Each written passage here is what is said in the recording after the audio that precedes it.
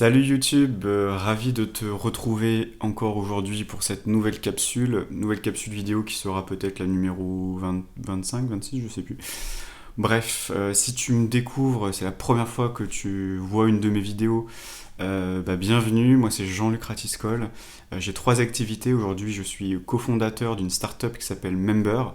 Member, ça permet de créer des communautés en ligne et de les monétiser surtout, c'est surtout ça le but, hein, derrière c'est après de vivre de sa communauté. Donc ça c'est déjà ce premier projet. Je suis également facilitateur en design thinking, c'est-à-dire que j'interviens dans les entreprises pour aider les équipes à générer de la créativité et des nouvelles idées. Et je suis également coach pour entrepreneurs sur la partie vision et mindset. Et je vais m'arrêter là-dessus, coach d'entrepreneur, parce qu'en fait j'ai eu une révélation récemment et je voudrais te la partager pour t'expliquer un petit peu le cheminement qui s'est passé pour moi récemment. En fait, ce qui s'est passé, c'est que voilà, j'ai eu des porteurs de projets, des entrepreneurs, des chefs d'entreprise, etc. Et je vois, en tout cas par rapport au retour que j'ai eu, je vois qu'en fait j'ai beaucoup d'artistes qui viennent me parler.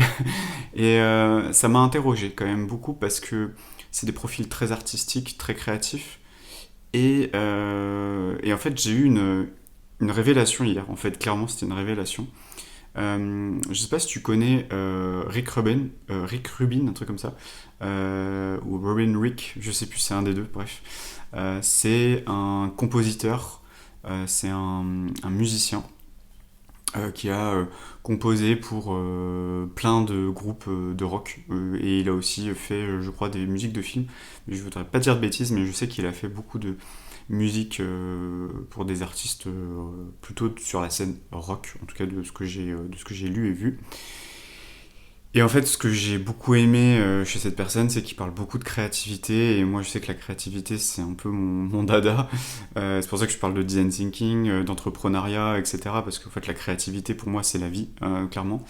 Et comment détacher la créativité d'une activité artistique, en fait. En fait, c'est pas possible, parce qu'en fait, les deux vont ensemble. Et c'est là où je me suis quand même posé des questions. Je me suis dit, mais du coup, je travaille avec qui en réalité? Et en fait, ce que j'ai remarqué, c'est que les entrepreneurs avec qui je travaille, ce sont quand même des entrepreneurs qui ont un profil artistique. C'est-à-dire que la créativité a une grande place dans leur vie, comme moi en fait. Et souvent on dit on attire qui on est. Et ben pour le coup, j'attire qui je suis, quoi. Donc ça m'a fait un miroir. Donc déjà merci pour les personnes qui ont commenté, qui se sont abonnées, qui ont voilà, en fait où je vois les profils et je me dis ouais, en fait, merde, donc merci en tout cas à ces personnes-là. Si vous tombez sur cette vidéo, bah merci, voilà, je vous remercie. C'est ça en fait qui m'a fait prendre conscience et je me revoyais en fait voir une interview, donc je crois que c'était celui de Rick Rubin, mais j'avais un doute, en fait, je n'ai pas retrouvé le nom de cette personne. En fait, c'est une personne qui expliquait qu'elle composait dans sa tête. C'est-à-dire qu'elle ne composait pas, limite elle ne savait pas jouer de piano, elle n'avait pas elle ne connaissait même pas le solfège. Par contre, elle avait beaucoup d'idées et beaucoup de créativité. Et en fait, les mélodies, les avait dans sa tête. Et elle les retranscrivait après auprès de quelqu'un qui maîtrisait. Mais en fait, la personne faisait avec un dictaphone, elle chantait les mélodies, l'envoyait à la personne et la personne retranscrivait ça concrètement. Et du coup, ça m'a fait beaucoup réfléchir parce que Rick Rubin, il parle de deux choses. Il parle de l'artisan et de l'artiste. Et ouais, ça m'a grave parlé en fait. Parce qu'en fait, d'un côté, il y a l'artiste, c'est le visionnaire. C'est quelqu'un qui arrive avec son esprit à imaginer des choses qui n'existent pas. Ça, c'est l'artiste. Donc, il travaille beaucoup avec son subconscient et je parle beaucoup de subconscient sur cette chaîne. Ça me tient à cœur. Et d'un autre côté, il y a l'artisan. L'artisan, c'est celui qui va faire. Si je compare à ça, par exemple, on va prendre une symphonie, tu vois, vraiment un concerto vraiment symphonique, etc. Et qu'il va y avoir plein de musiciens, etc. L'artiste, c'est la personne qui a écrit l'œuvre. C'est la personne qui a imaginé l'œuvre. Voilà, c'est ça l'artiste. Parce que l'œuvre, il n'y avait rien, et il a créé quelque chose qui n'existait pas. Et s'il a réussi à créer cette chose qui n'existait pas, c'est parce qu'en fait, il est très connecté à son subconscient, qui lui donne des informations. Et généralement, les personnes très artistes sont très connectés à leur subconscient. Et donc du coup, il y a le profil artiste et le profil artisan. Et le profil artisan, c'est celui qui met en place, celui qui fait les choses. Ça va être, par exemple, l'artisan pour un concerto, ça va être le musicien. Il prend la partition, il joue sa partition. Et voilà. Et ça me fait beaucoup penser au CEO. Si aujourd'hui tu es CEO d'entreprise, tu as certainement un profil très artistique. Parce que le CEO, il est là pour imaginer le futur. Il est là pour imaginer, pour créer. C'est lui l'artiste en fait. C'est lui l'artiste. Et souvent on dit CEO, COO, donc vraiment chef des opérations, ou alors chef vraiment de la vision, en fait, de la vision d'entreprise, de là où va l'entreprise. Donc souvent je fais le parallèle entre un bateau, il y a le capitaine, celui qui dit qu'on va là-bas et qui c'est un peu le leader, et puis il y a la personne qui va aller faire en sorte que tout soit bien en œuvre pour que la vision du leader se concrétise, quoi. Donc voilà, pour moi il y a ces deux trucs-là. Et moi en fait je travaille vraiment avec ces personnes-là qui, pas forcément dans l'opérationnel, etc., parce que c'est pas forcément ça, ce genre de personnes avec qui je travaille. Je travaille vraiment avec des personnes qui, pour le coup, ont une grande vision, ou du moins elles voudraient clarifier cette vision, euh, et après derrière avoir du coup s'autoriser en fait à créer cette grande vision. Et souvent ce que je remarque, c'est pour ça qu'on parle beaucoup de subconscient, moi je suis persuadé que c'est là où ma prise de conscience, c'est que des artistes pourraient être à un certain niveau de reconnaissance, de notoriété, d'impact, vraiment des artistes reconnus, mais aujourd'hui qui ne sont pas reconnus parce qu'au niveau subconscient, il y a encore des choses qui sont en train de se tramer. Et moi, il y a des petits artistes que j'écoute sur les plateformes. Et comme je te disais dans plein de vidéos, en fait, moi, j'arrive à capter qu'est-ce qui se passe au niveau subconscient qui empêche la personne de passer au niveau supérieur. Et en fait, souvent, ce que je captais, en tout cas, il y a beaucoup un peu en France, alors je compare avec la France, il y a beaucoup ce truc de ouais, les Américains sont super forts et nous, on n'est pas ouf, quoi. Je sais pas si tu vois ce que je veux dire en termes de mindset, je parle. Et donc du coup, les Américains sont très présents parce qu'eux, ils ont un mindset très très très puissant. Et en France, on peut avoir tendance à se minimiser. Et je vois, tu vois, les artistes comme PNL par exemple, ils ont un mindset. C'est-à-dire que par exemple, eux, dans leur mindset, en fait, ils veulent pas faire d'interview. Et alors que les artistes, c'est ah ouais, je veux être visible, je veux être visible. Et eux, ils ont eu l'inverse. Et pourtant, ils ont eu ce qu'ils voulaient. Ils ont été visibles en même temps. Donc en fait, ça n'a rien à voir avec le fait de faire des interviews pour être visible. Non, c'est que déjà à l'intérieur d'eux, dans leur état d'être, il y avait un truc très assumé, très ancré. Et moi, je le ressens, je le perçois, en tout cas, avec cette compétence que j'ai, voilà, de pouvoir capter un petit peu ce qui se dit au niveau subconscient. Et je vois vraiment la différence entre des artistes vraiment qui ont explosé et des artistes beaucoup plus petits. Je vois que tout n'est pas encore assumé, il y a encore des parts, voilà, c'est pas... Il y a encore des trucs du passé, est-ce qu'ils assument vraiment leur ambition? Ils savent pas vraiment, ils se disent que c'est pas vraiment possible. Peut-être qu'il y en a, ils vont se dire ah, je voudrais faire un Olympia ou remplir un stade de France, mais ils vont dire ouais, non, mais est-ce que c'est vraiment possible? Et quand tu regardes, je prends un artiste français par exemple qui s'appelle Nino, que tu connais peut-être, et dans ses chansons, il arrêtait pas de dire c'est le destin, mon pote. C'est le destin, c'est le destin. Mais en fait, c'est lui qui a dit que c'était son destin. Et pour moi, il a utilisé ce pouvoir qu'on a. Pour moi, c'est un très bon exemple. Je sais pas. Alors, si Nino, tu passes sur cette vidéo, salut à toi. Mais d'ailleurs, j'ai failli bosser pour lui à un moment, pour sa marque de vêtements. D'ailleurs, c'est marrant d'ailleurs. Et en fait, quand je vois ce genre d'artistes, tu vois quand même qu'ils ont pété des verrous et ils sont inspirants et puis ils ont une confiance aussi. Ils ont une confiance, ils ont une très bonne estime d'eux-mêmes. On pourrait dire même qu'ils ont un ego. Mais pour le coup, l'ego, c'est pas forcément négatif parce que ça te permet aussi de réaliser des rêves. Tu vois, donc c'est pas forcément l'ego de dire je suis le meilleur, je suis le meilleur. Ça peut aussi t'aider parce que si tu dis je suis nul, je suis nul, je suis nul, ça va pas t'aider non plus. Donc des fois le fait de se dire ouais, je suis bon, je suis bon, je suis bon. Alors des fois les rappeurs ils ont tendance à en faire des caisses et des caisses, mais au final tu te rends compte qu'il y a des rappeurs qui au démarrage n'étaient pas du tout connus, mais dans leurs chansons c'était en mode ouais, j'ai réussi, j'ai percé, je suis dans le game, etc. Et 5 ans plus tard, bah, les mecs, ils y sont percés, ils sont dans le game, et ils peuvent rouler en Ferrari, etc. Enfin, ouais, je résume un peu, mais du coup, je trouve que c'est très représentatif du travail que je fais aussi avec les entrepreneurs, qui sont peut-être moins connectés avec cette énergie. On parle beaucoup d'ego trip, mais surtout l'ego trip, ça fait monter l'ego, certes, mais ça fait aussi monter en termes de confiance, pour ensuite derrière aller atteindre des paliers supplémentaires.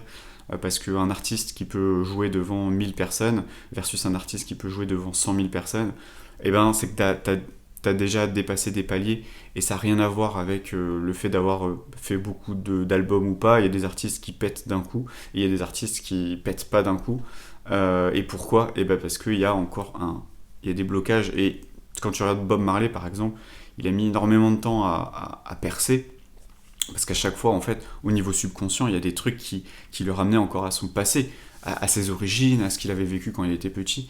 Et après, au bout de certains nombres d'années, il a quand même réussi à passer ces paliers-là, mais il a fallu le débloquer. Voilà, ça s'est fait grâce à ce qui s'est fait à l'extérieur, à l'amour de sa communauté, etc., qui lui ont donné la force pour passer au-delà et devenir la personne qu'il est devenu.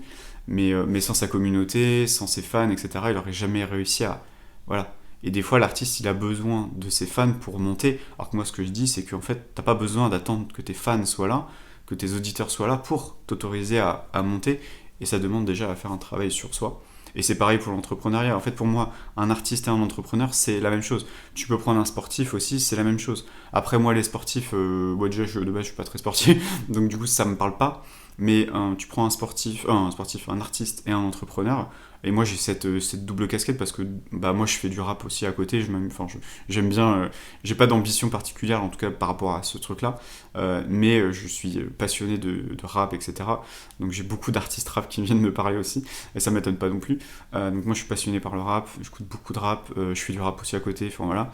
Et d'un autre côté, bah, j'ai les entrepreneurs qui, moi-même, j'ai un business online, donc je sais très bien en fait qu'est-ce qui empêche de passer des paliers, sachant que l'entrepreneuriat, bah, ça fait 7 ans maintenant, et la musique, j'ai commencé quand j'avais 13-14 ans, aujourd'hui j'en ai 34, donc ça fait à peu près 20 ans que voilà, que j'ai été dans le milieu artistique, et comme j'ai expliqué dans une vidéo où j'explique un peu plus mon histoire, et ben en fait j'ai très rapidement monté à un moment avec mon groupe, et j'ai coupé en vol, mais ça parce que j'étais pas aligné, ma vision n'était pas bonne. Des fois, en tant qu'artiste, on va dire ouais, je veux faire l'Olympia, mais en réalité, c'est un besoin de reconnaissance. C'est pas une volonté artistique, c'est un besoin de reconnaissance. Et ça, moi, je le vois tout de suite chez les artistes. Si il fait pour être aimé, ou est-ce qu'il le fait parce qu'en fait, ça vient de ses tripes, et c'est son esprit incarné dans son corps qui est en train de s'exprimer à travers ce qu'il est, quoi. Et je vais pas dire âme d'artiste parce que l'âme, pour moi, il faut se détacher de l'âme. En fait, c'est l'esprit en soi qui doit être exprimé à travers son art. Et le problème, c'est que si tu as des mécanismes de il faut que je fasse comme tu vois, par exemple, si tu es artiste aujourd'hui, alors, tu me diras ça te parle, mais ça marche aussi pour l'entrepreneuriat, c'est la même chose. Si par exemple tu vois, t'écoutes beaucoup de musique et tu dis ouais, si pour percer, il faut que je fasse comme lui, tu vois. Et donc du coup, tu vas être une sorte de clone de PNL, ou tu vas être une sorte de clone de Damso ou de Booba. Tu vois, moi je vois beaucoup de clones qui arrivent comme ça. Donc après j'aime bien parce que c'est un peu dans le style, mais tu sens que voilà, c'est un clone, quoi. C'est pas voilà, ça se sent. Et le problème c'est que bah, ça restera un clone. Et pour moi un artiste c'est un artiste. Un artiste c'est, tu prends Orelsan, tu prends Booba, tu prends Nino, Damso, etc. Ils ont une identité artistique. T'écoutes, tu sais, ok, c'est du Dems, tu vois, enfin, tu sais, tu le sais, quoi, t'entends, tu sais que c'est lui. Tu écoutes du Nekfeu, tu sais que c'est du Nekfeu, tu vois, tu le sais. Et le problème, c'est que je vois des artistes inconsciemment, mais t'y peux rien, en fait, c'est comme ça. C'est que, en fait, t'écoutes ce qui se fait et tu te dis, ouais, il faut que je fasse pareil, quoi. Donc, il y a soit ça, soit te dire, ouais, je vais jamais y arriver, ouais, c'est très peu, en fait, c'est comme les entrepreneurs, en fait. Il y a beaucoup de personnes qui veulent, mais il y en a très peu qui y arrivent. Mais pourquoi? Parce qu'en fait, ça n'a rien à voir avec le fait de savoir bien chanter, ça n'a rien à voir avec le fait d'avoir du réseau, parce qu'il y a des gens qui ont du réseau et qui percent pas aussi. En fait, tout part de ton subconscient, tout part de ton mindset, en fait. C'est, c'est ton subconscient qui fait que soit ça va percer, soit ça va pas percer. Il y a des gens qui se disent, je savais au fond de moi que j'allais percer. Il y a des gens, ils vont te dire, je savais que j'allais être connu. Je savais que j'allais être une star. Je le savais au fond de moi. Et je sais qu'il y avait... j'avais vu des interviews que ce soit... je sais plus, Lady Gaga, c'était qui Ariana Grande, etc. Bah en fait, elles expliquent ça. Que en fait, tout est parti de leur état d'esprit, de qu'est-ce qu'elles avaient envie comment elles avaient envie d'impacter le monde, comment elles avaient envie d'impacter les auditeurs, quelle est l'émotion, quelle est l'émotion qu'elle avait envie de faire ressentir bah, du coup à ses auditeurs, à ses fans. Mais tout ça, c'est très clair dans leur tête. Tu vois, quand Lady Gaga, tu vois, il y a toute une chorégraphie derrière, mais tout ça, c'est pensé, tout ça, c'est imaginé dans son esprit. Elle a créé un univers, mais tu crois que l'univers, il est arrivé comment, en fait? Et c'est pareil pour une marque. Tu crées un business, tu crées une marque, mais tu crées un univers. Mais cet univers, il vient d'où? Il vient de ton esprit. Mais si tu sais pas quel univers tu veux créer, bah, en fait, il n'y a pas d'univers. Du coup, qu'est-ce que tu vas faire?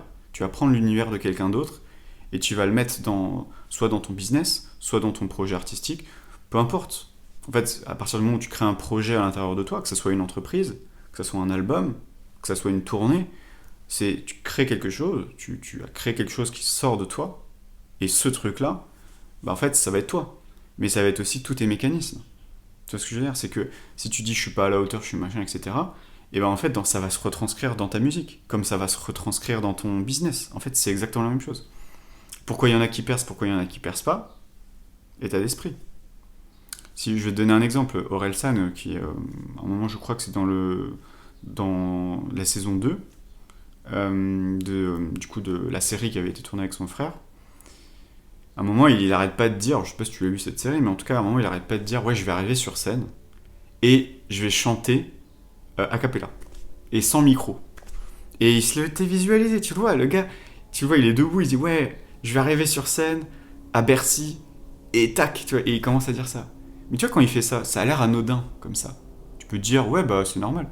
Ça a l'air anodin, mais là, il est en train de créer en fait son futur, sa réalité, sa future, je veux dire sa future réalité, je sais pas, enfin sa réalité future, ouais, c'est mieux de dire ça. Sa réalité future. Il se projette, il se visualise. Et tout le monde lui dit, ah, mais t'es taré. Et là, il lui dit, mais si, les gars, c'est ça ma vision. Et qu'est-ce qu'il a fait? Alors, il s'est dit, bon, je vais peut-être pas faire a cappella parce qu'on va pas m'entendre, mais il voulait garder cette idée. Et après, il est arrivé avec son micro, il y avait Bercy, et l'intro, il a fait il est arrivé sur scène, sans musique, sans rien, il a fait a cappella.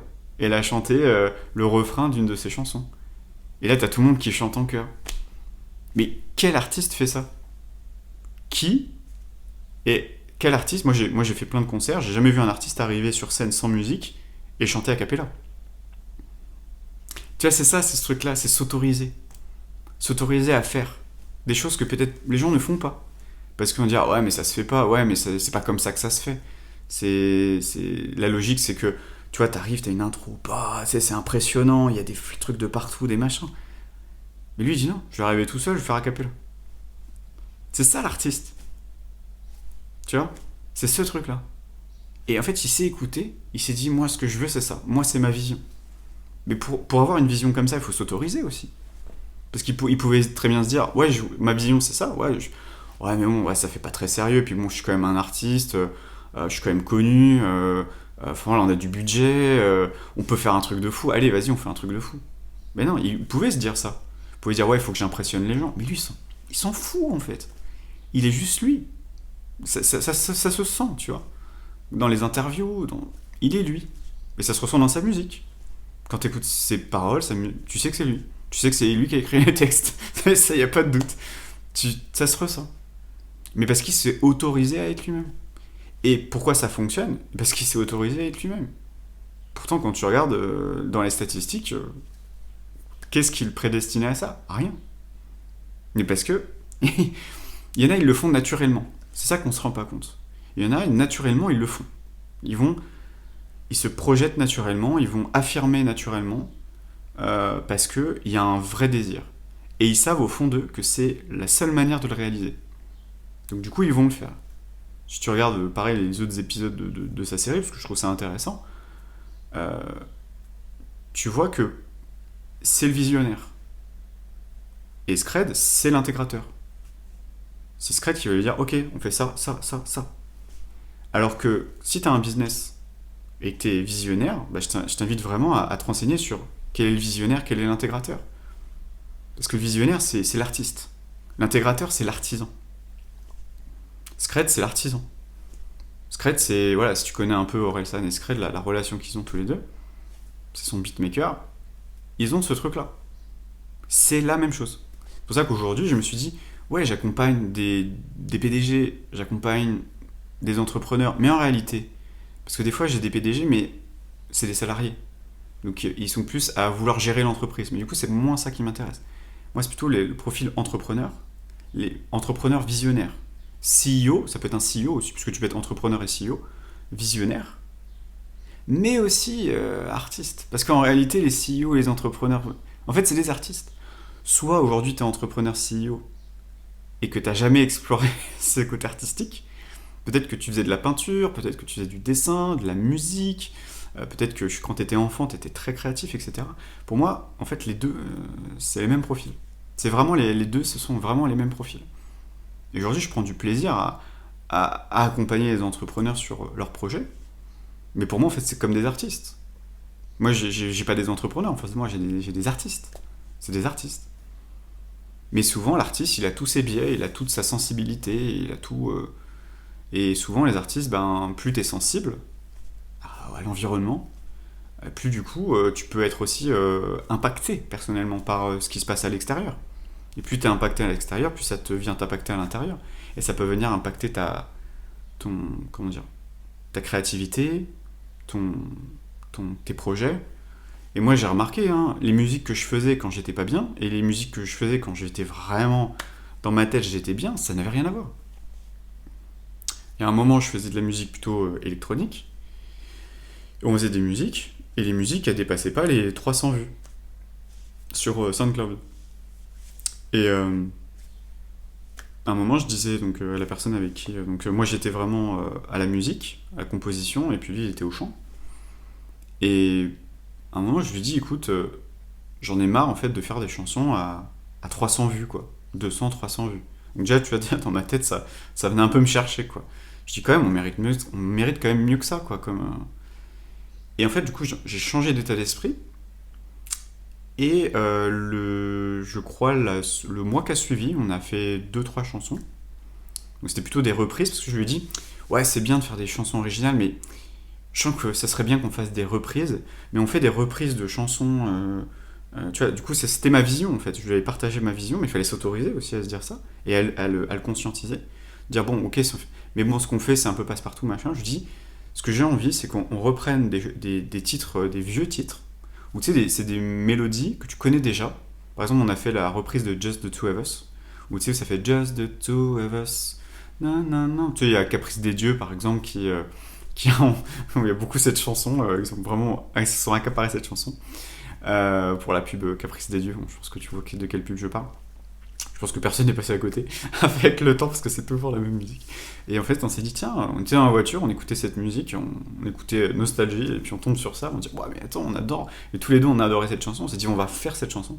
Et on va reprendre vraiment la structure de la chanson et on va la mettre en mode house, quoi. Et la chanson, elle a trop bien marché. On a fait, je crois, un peu plus de 50 000, 55 000 lectures en quelques semaines, quoi. Alors que d'habitude, on était à 300 lectures, quoi, 200, 300 lectures. Et je lui dis, waouh, et là, les gens, waouh, c'est génial, trop bien, on en veut encore, etc. Parce qu'il y avait la vision. Et je lui dis, est-ce que ça te parle? Est-ce que ça te dit qu'on crée ça? On crée cet univers, même si on se fait connaître, voilà, c'est comment tu as envie de te faire connaître, tu vois, c'est dans cette vision. Comment les gens vont te connaître. Et ça, tu peux le designer, tu peux l'imaginer. C'est pareil pour une entreprise. Comment les gens vont me connaître? Comment les gens vont parler de moi?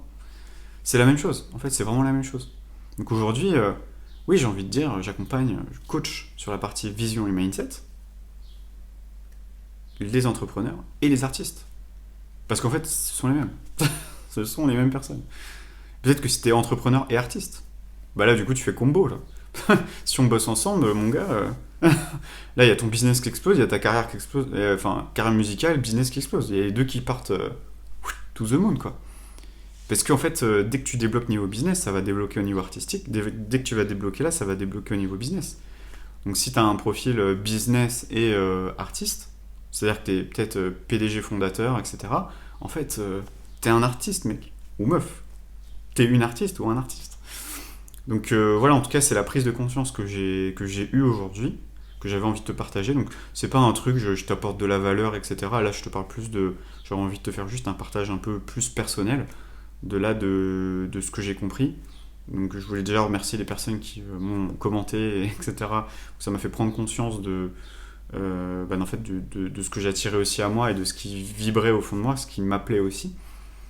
Et en fait, ça m'affine encore plus sur ma vision. Donc en même temps, j'avance aussi sur ma vision, même si ma vision est de plus en plus claire. Sur le chemin, en fait, je clarifie encore plus cette vision. Parce que, en fait, je me rends compte que ça fait partie de moi, en fait. Ça fait partie de moi. Et que si t'es artiste et entrepreneur en même temps, euh, je pense qu'on a des choses à faire ensemble. Je pense qu'on a on a de grandes choses à faire ensemble. Si en tout cas, tu souhaites développer ta carrière musicale et en même temps développer ton business en parallèle, je pense qu'on a de grandes, grandes choses à faire ensemble. En tout cas. Après, tu peux aussi ne pas avoir de carrière musicale et juste être entrepreneur. Je pense qu'on a aussi de très grandes choses à faire. Et puis, tu peux aussi juste être artiste musical. Après, je vois quand même beaucoup d'artistes qui se lancent dans l'entrepreneuriat. Et bizarrement, ça ne m'étonne pas, en fait, parce que pour moi, les grands artistes sont des entrepreneurs, parce que là, un entrepreneur, pour moi, c'est un artiste qui a une grande vision et qui arrive à passer des paliers pour aller atteindre certains niveaux de succès. Voilà, c'est s'autoriser, par exemple, si tu es un artiste, s'autoriser à aller contacter un autre artiste pour faire un featuring.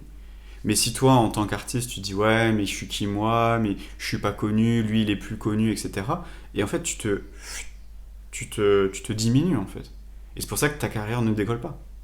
Tu vois, il y a plein d'artistes, ils ont percé parce qu'ils ont fait des featuring.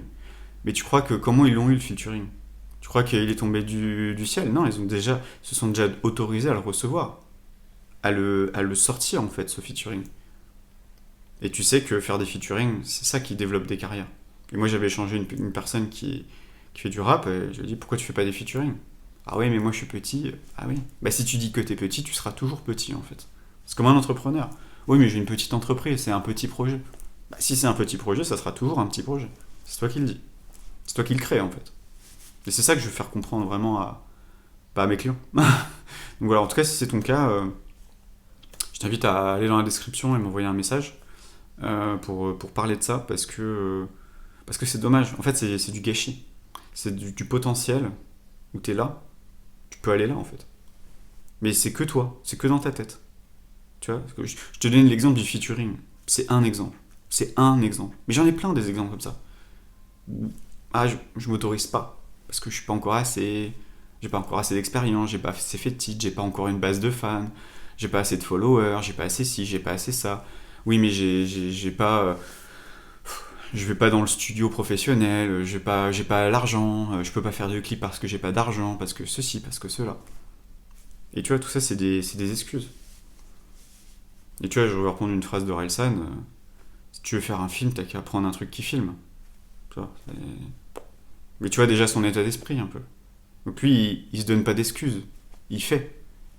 Mais parce que déjà, il s'est déprogrammé, il est programmé au niveau subconscient pour la réussite, pour arriver au niveau de succès auquel il est arrivé. Bon, il y en a plein d'autres, hein. Mais parce que tu le vois en fait. Tu le vois dans les interviews, leur état d'être, comment ils sont à l'intérieur d'eux. Tu prends Vald, tu vois son état d'être. Tu vois un peu ou pas? Ce gars est unique. Mais pourquoi il est unique? C'est parce qu'il incarne qui il est. Tu peux dire, ouais, le mec il est perché et tout, mais pourquoi il cartonne? Parce qu'il est lui en fait. Il est lui-même. Et ça se sent dans ses musiques. Tu vois la chanson qui l'a fait percer, c'est juste. Enfin, bonjour, c'est juste what the fuck. Mais pourquoi il a percé avec cette chanson? Mais parce qu'il s'est autorisé à être lui. Tu vois, les paroles ne veulent rien dire. Mais parce que c'est lui en fait. Il aime ce truc what the fuck. Et ça le caractérise. Et ça se ressent dans partout. Le mec il te dit des trucs. T'as l'impression que c'est perché. Mais en fait, pour lui, ça a du sens. Mais s'il se dit oui, je vais pas dire ça parce que les gens vont me juger, machin, bah du coup, il va pas exprimer qui il est vraiment. Il pourrait très bien faire les interviews sérieusement, répondre aux questions de la journaliste, mais non, parce que c'est pas lui. C'est pas lui. C'est pas son être véritable. qui il est, c'est ce qu'il exprime aujourd'hui. Pour moi, Vald, il est clairement dans son incarnation, dans qui il est. S'il m'écoute, salut Vald. Ça devrait inspirer des artistes. De dire, tiens, le mec, il ose dire des trucs dans sa musique que moi, j'oserais pas dire. Parce que j'ai peur que ma famille me juge, j'ai peur que ma copine me juge, j'ai peur que mon copain me juge, que j'ai peur qu'on me prenne pour qui je ne suis pas, que machin, enfin voilà. Et en fait, il y a toutes ces peurs-là. Et c'est pareil pour un entrepreneur, hein. Avoir des grandes ambitions, j'en parlais récemment avec une personne sur le réseau, c'est mal vu d'être ambitieux, de vouloir gagner beaucoup d'argent, c'est mal vu. Et tout ça